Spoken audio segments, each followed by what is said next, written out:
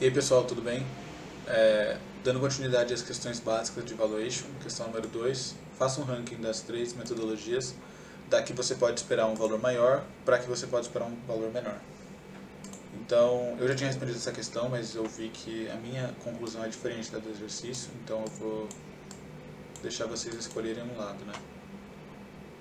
DCF, Transaction Comps e Trade Comps.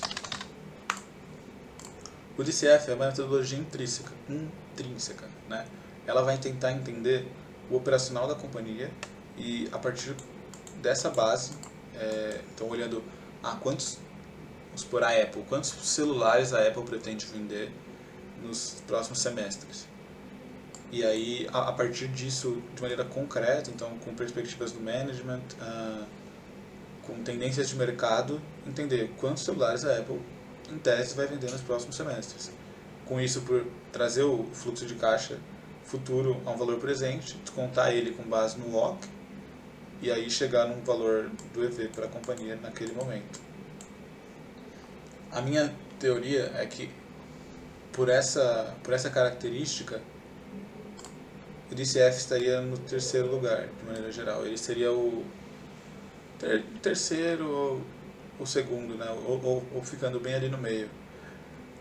Justamente por ter esse caráter mais operacional, tanto que academicamente o DCF é a maneira em tese mais correta.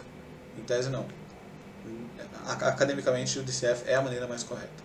A questão é essas assumptions que você utiliza para projetar o crescimento da receita da Apple, por exemplo, ou a assumption que você usa para calcular a taxa que você vai descontar esses fluxos de caixa futuro, o WOC, o modelo é muito sensível a isso, e é aí que você pode errar, e é aí que, em tese, é isso que o exercício defende, é aí que você pode fazer com que o DCF seja o mais variável e alcance tanto o valor mais alto como o mais baixo. Mas se fosse para fazer um ranking, e se alguém me pedisse para fazer um ranking, eu não daria uma resposta que não seja um ranking. Eu colocaria o DCF em terceiro lugar, eu colocaria o Transaction Comps em primeiro, assim como o exercício, porque realmente tem o poder de controle e dependendo da competitividade que tiver por determinado ativo, por determinada companhia, isso pode ficar fora de mão, assim, perder a racionalidade. E aí tem um livro que é um caso bem antigo, mas é bem interessante sobre esse poder de controle, Barbarians at the Gate. É o começo das operações de leverage buyout nos Estados Unidos e fala um pouco sobre como a competitividade pode levar o preço, né, para a aquisição de uma companhia para o céu. E aí os trading comps, que são negociação de mercado, eu colocaria em segundo lugar.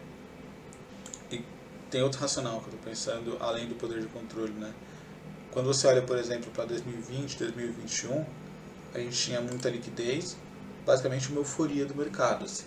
Então, você teve transações acontecendo com valores astronômicos, startups sem qualquer fundamento sendo avaliadas a valores absurdos, fazendo rodada de captação com valuation que simplesmente não se sustentou, e não se sustentou, a gente vê hoje que não se sustentou. Então, trading e transaction comps, e aí você pode olhar para a bolsa também, o IPO do Nubank que aconteceu, claramente o valor foi um pouco alto. A essência é, essas duas metodologias são muito mais sensíveis ao contexto de mercado. E assim como elas podem ir num período de recessão, né, lá para baixo, elas também podem ir num período de boom econômico, como aconteceu, lá para cima.